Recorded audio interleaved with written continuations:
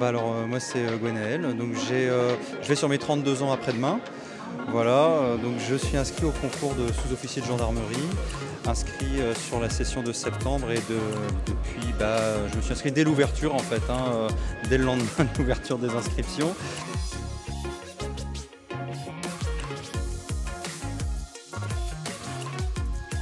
Pourquoi la gendarmerie? Déjà, moi j'ai déjà voulu passer ce concours-là, enfin je l'ai passé il y a 10 ans.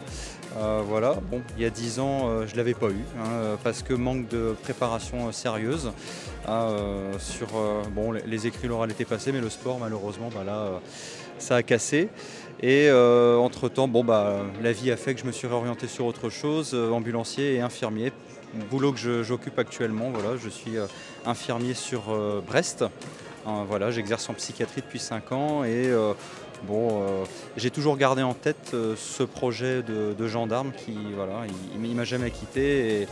Et c'est il n'y a pas très longtemps encore ma compagne qui me demandait, je vois bien que tu n'es pas heureux dans ton métier d'infirmier, donc qu'est-ce que tu veux, qu'est-ce qui te manque? Et puis là je dis je rempile, je recommence et je me prépare sérieusement.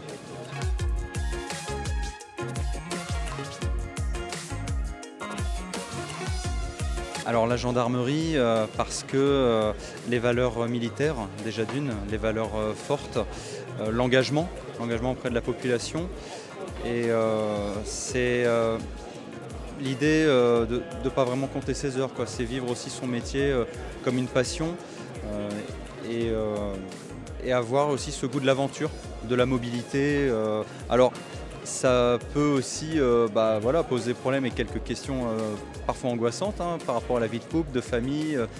Qu'est-ce qu'il en sera de demain? Mais je me dis, faut pas avoir de regrets. Je me dis, si c'est vraiment ça que je veux faire, banco.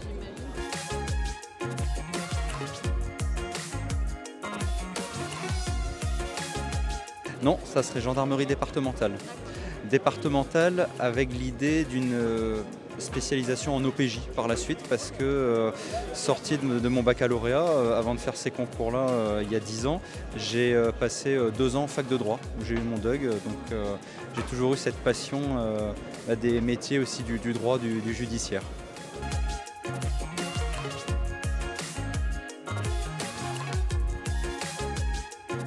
C'est sûr que si ça avait été possible, j'aurais tenté de passer officier en interne. Malheureusement, j'arrive bientôt à date de péremption, parce qu'à 32 ans, c'est 35 ans le maximum et il faut 6 ans d'actif au minimum. Sous-officier, déjà, ça sera très très bien si je réussis le concours et l'école après. Donc l'idée, oui, d'arriver au PJ. Pourquoi pas commander une brigade par la suite, mais je pense que l'idée d'intégrer une unité de recherche, une brigade de recherche ou une section de recherche, ça me plairait bien.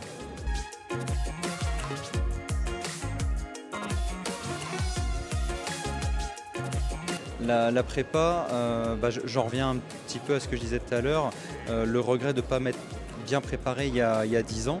Et je m'étais un petit peu renseigné sur est-ce qu'il y avait des organismes de préparation en fait, pour le concours. Je me disais, certes l'école d'infirmière remonte pas très loin, les écrits, l'oral, ça le fera bien, mais tant qu'à faire, autant aller gratter des points tout de suite là où il faut, se préparer sérieusement. Et je pense que c'est se mettre aussi dans l'ambiance, dans le moule, t'es au travail là. Tu te mets sur un organisme, une prépa, tu payes, tu te mets dedans. Voilà. Et j'en ai vu plusieurs. Et le FM en fait est ressorti comme l'organisme quand même sérieux qui prépare à bon nombre de concours de la fonction publique et des bons retours d'internautes sur les forums. Donc voilà, ça a été plutôt évident.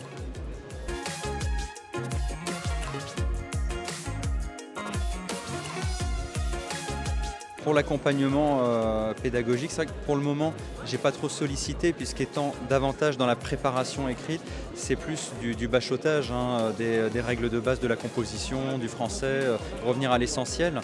Maintenant, ça va être, je pense, plus sollicité une fois que il y aura les épreuves orales qui vont arriver, le sport quand je vais devoir solliciter le coach sportif. Voilà. Pour le moment, je ne sollicite pas trop encore l'EFM, mais je pense que ça ne saurait tarder.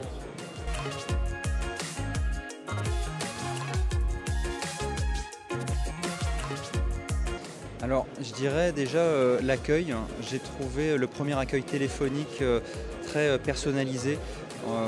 Il y a vraiment une recherche du profilage en fait, du candidat qui veut rentrer à l'EFM, ses motivations, son contexte familial, social, environnemental qui est pris en compte. Et j'ai, moi en tout cas, cette impression que je ne suis pas un élève parmi tant d'autres, un numéro, quoi. J'appelle, on me reconnaît, on m'appelle par mon prénom et on sait, je pense que voilà, on m'appelle, on sait qui je suis. Donc ça fait plaisir aussi de ne pas être une personne lambda.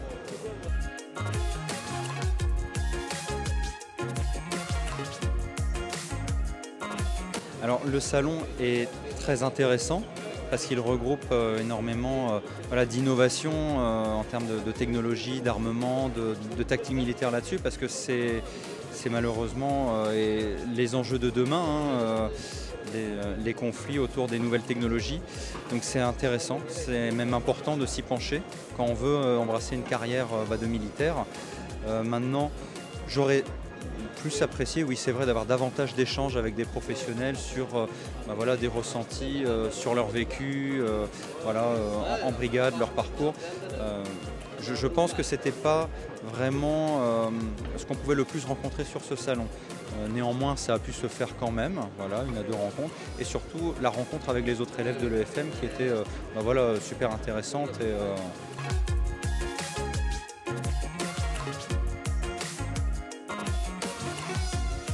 C'est grand, c'est grand, il y a vraiment beaucoup de choses à voir. C'est frustrant même, je dirais, de ne pas avoir assez de temps. Mais le Centaure de la gendarmerie était absolument magnifique à voir, avec un super gendarme mobile qui nous a bien expliqué tout ça. Voilà.